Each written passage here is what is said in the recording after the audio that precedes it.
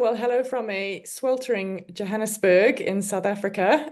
We are baking in the heat here, and I'm really excited to introduce Elash Mistry for this conversation, for us to learn a bit more about some of the challenges that people with disabilities face in our profession. But I think more importantly, to be inspired as I've been by Elash's story. So I had the privilege during my presidency of the Actuarial Society of South Africa of awarding Elash his fellowship certificate back in 2017. And of course, he is also from a graduate of my university, the University of the Witwatersrand here in Johannesburg. So, Jill, over to you. Thank you. So my name is Jill Hoffman. I am from the Singapore Actuarial Society, and I am a volunteer on the IAA's Diversity and Inclusion Task Force. So Elash, why actuarial science? How did you end up falling into this profession? Good question. In hindsight, I probably could have taken up singing or, something else. But when I was in school, we did an interest finding test, and they found out that I love logic and like working with numbers.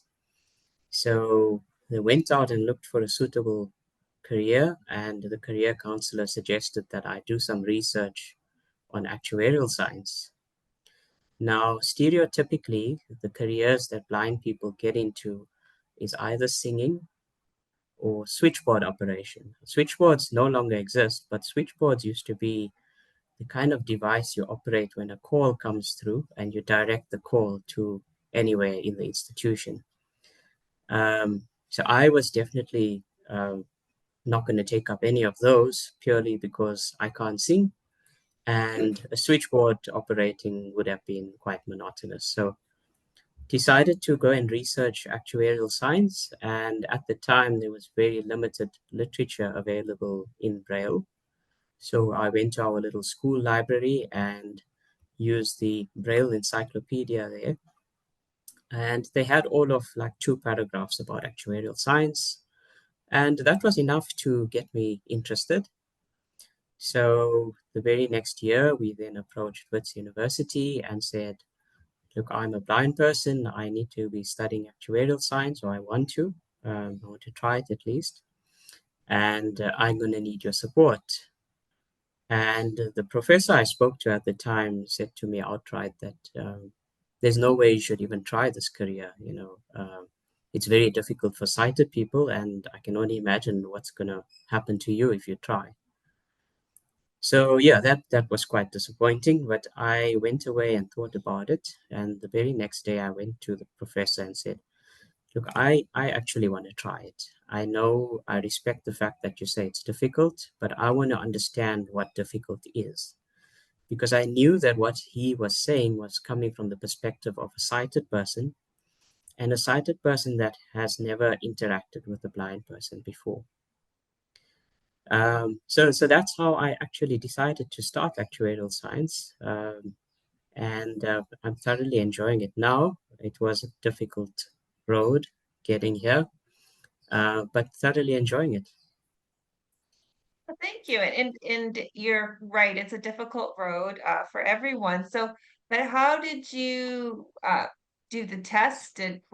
How did ASA accommodate you that way? It was a learning curve for all of us. A blind person hadn't done this before in South Africa.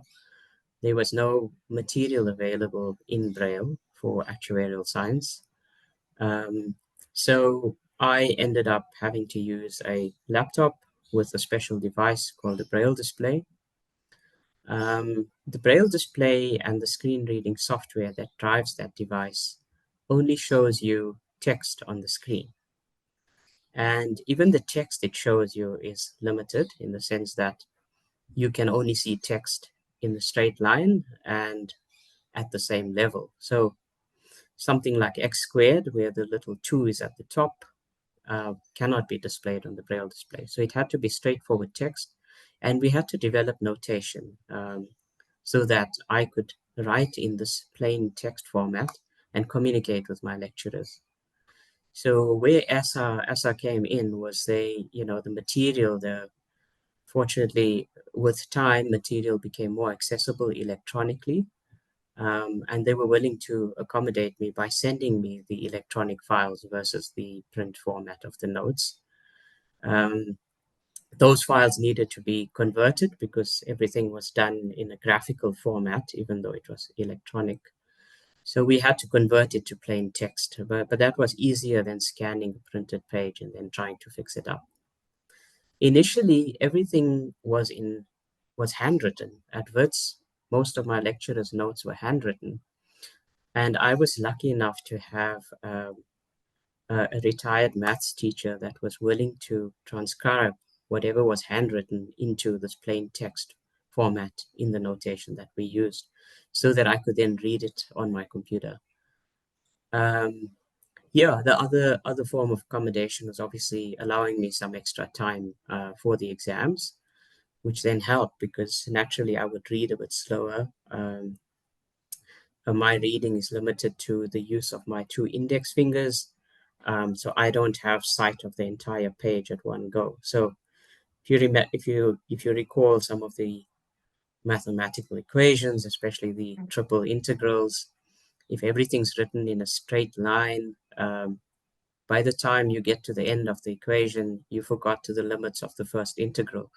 So yeah, that would take time and then have to go back. Yeah, I think that's how ESSA accommodated me, and it helped a lot. Oh, that sounds like it was quite the journey, and congratulations for you. And it's always, and you must be very grateful to have the math teacher to help you with the journey as well. So just sort of, when it comes to work, so how does the technology work at work, and spreadsheets? How do spreadsheets accommodate you as well? That was I was thinking about after our first conversation. It's like, yeah, how do you use Excel? So Yeah. Um, so Excel is usable in the sense that I have this device, like I explained, which connects to any laptop or computer and converts whatever's on the screen into a tactile format. The limitation with that device is that you only see whatever's on the screen half a line at a time. There are bigger versions of it, but the biggest version allows you a full line of the screen at one point. So if you actually think of it, you need to scroll around in a spreadsheet. You don't have sight of the columns, so you're seeing one cell at a time, basically.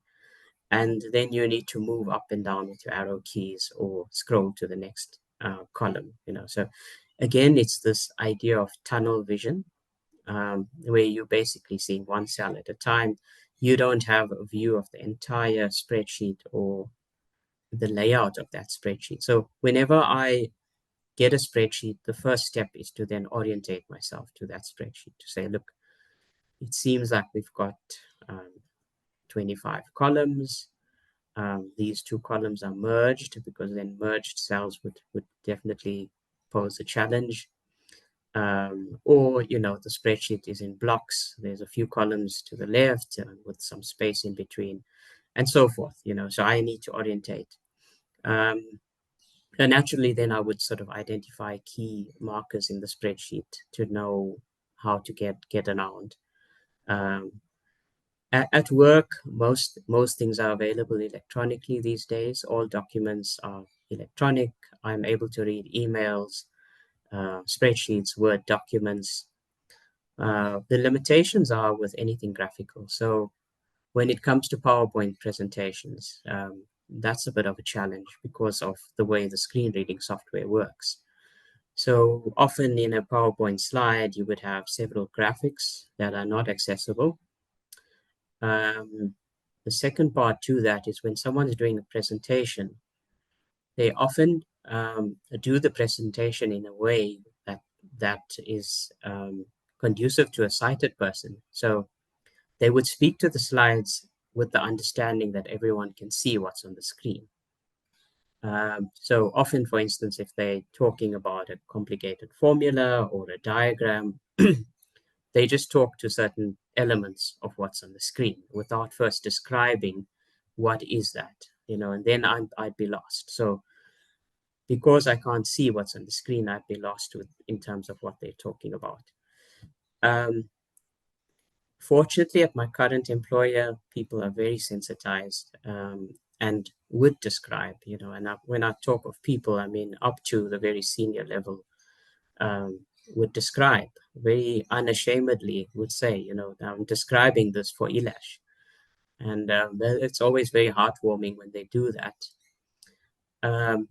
In terms of getting around at work, I'm familiar with the layout. These days we work at home a lot, so that's useful as well. My colleagues are very helpful. They would guide me if I need to get to a place that I'm not familiar with. The company I currently work for has been very generous in the sense that they've gone to the extent of assigning someone to me who happens to be the kind of media person for the company that would help to then, if I need to have access to PowerPoint slides, they would convert that to a format that I can then read.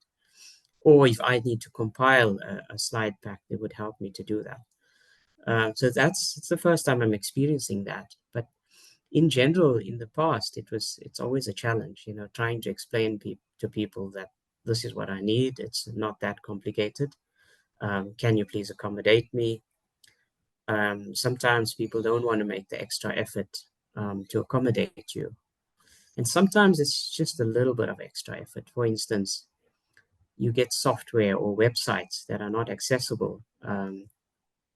And all people need to do sometimes is just assign a text label to a graphic, which having learned HTML, it's very simple to do that.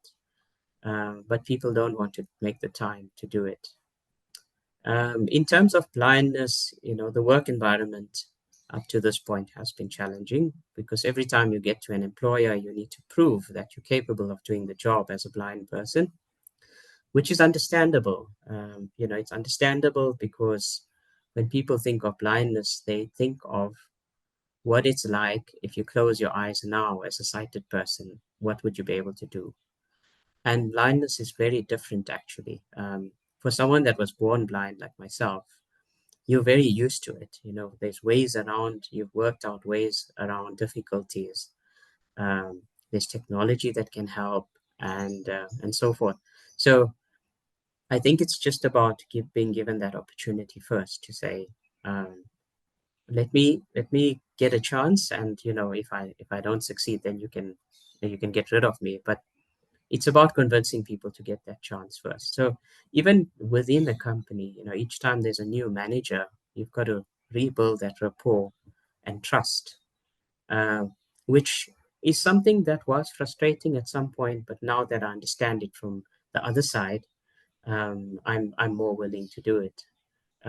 But it does slow you down in terms of career progression. When you can employ a sighted person that can sometimes do things much faster than yourself.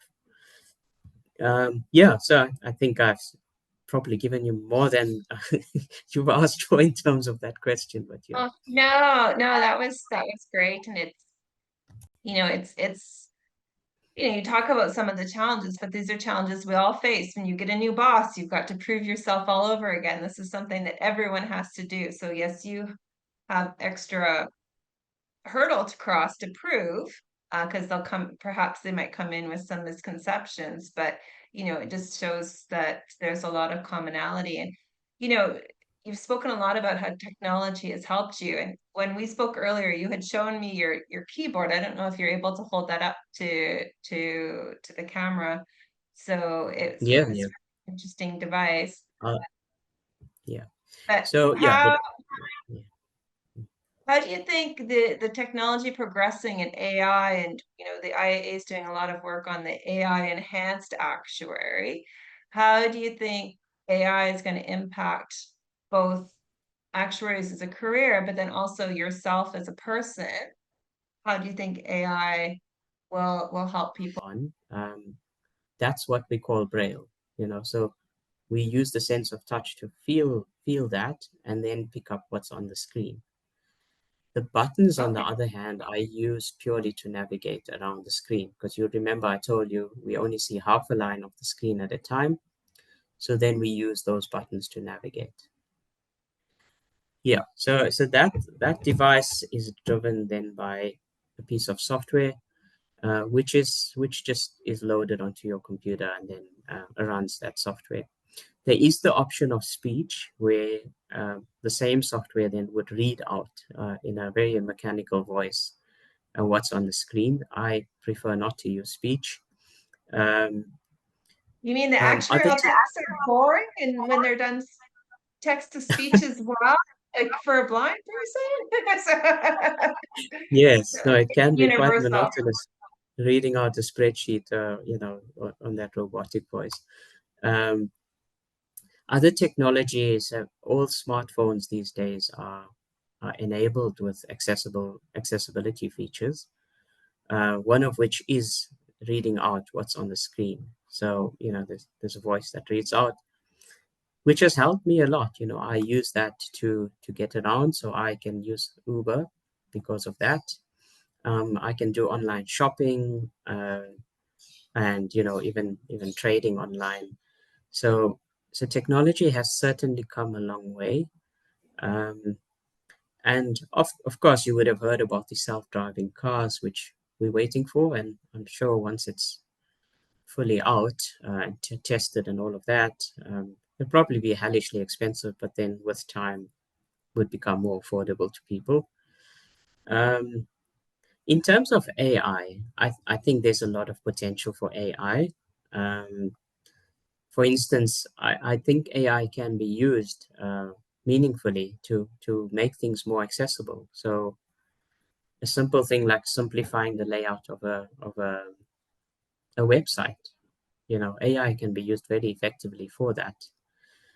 They're using AI these days even to create a simulated version of sight. So there's a pair of what looks like glasses that you wear, and you face an object, and that device then in the background does a whole lot of research, and together with AI is able to describe that image to you, which is very helpful. And they've now, the AI layer has helped them to even understand people's facial expressions. So it's really gone far, and it's fascinating what they're doing with it. Um, in terms of navigation, I think AI is going to be very helpful with that as well. So I definitely will embrace that. And when it comes around, we'll definitely use the technology to my advantage. And do you foresee AI helping your actuarial work as well? And just actuaries, the actuarial profession in general, what do you think the impact of AI would be there? There is this feeling of insecurity that AI will eventually replace actuarial work. We had a presentation at the Actuarial Society of South Africa convention recently that just showed how quickly AI is progressing, and clearly it won't get there that quickly. Well, I'm hoping so.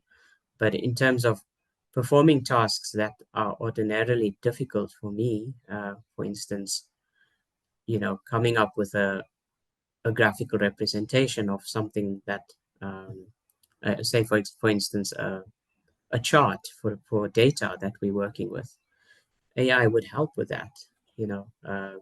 So I think the fact that it's going to be replacing the work that we do, and making us less valuable in that sense, could be an advantage to me as a blind person, in the sense that I can achieve more using AI, and would probably level the playing fields in terms of disability and people without disabilities. Oh, no, that's a really interesting perspective. So thank you for sharing. I hadn't thought of that. And you've mentioned a few of them, but just what are some common misperceptions that people have that you'd like to correct or to enlighten us? Yeah, I think the one I already mentioned is that having a disability is not the same as you, for instance, a blindness. If you take blindness, suddenly close your eyes and now you think the world has ended. It's not like that. So a lot of us were born with a disability and have adapted to it. Um, and and that misconception to say, I now base my judgment of you based on the fact that I have just closed my eyes and imagined what it's like. Um, that is not true. So, just understanding that most people with disabilities have lived with their disability for a while, and their capability is very different from what you imagine it to be if you just had to get that disability right now. Because what comes with that kind of misconception is the limitation. And people that are in positions of power then often use this judgment or misjudgment to then determine the future of someone. So can you get a job? No, you can't, because I imagine that you won't be able to do this job by just closing my eyes right now. And that's, I think a lot of stereotypes come from that as well. So how is it possible for a blind person to be an actuary? It's not possible, because if I close my eyes right now, there's nothing I can do with a spreadsheet. And we overlook things like technology or the fact that that person's been working at this for a while. I think, I often go with this phrase, or, that I heard somewhere, where it says, seek to understand before you want to be understood. It gives the person a chance to first share what they have to share before you reach any conclusions, and I think that's the way we should go. Yeah, that's very inspiring and very well said as well. So I think what makes you stand out is you're such a well-spoken actuary is what makes you different from a lot of the rest of us. So I want to really thank you for your time. Very inspiring. I'm going to make the commitment that I'm going to do a better job.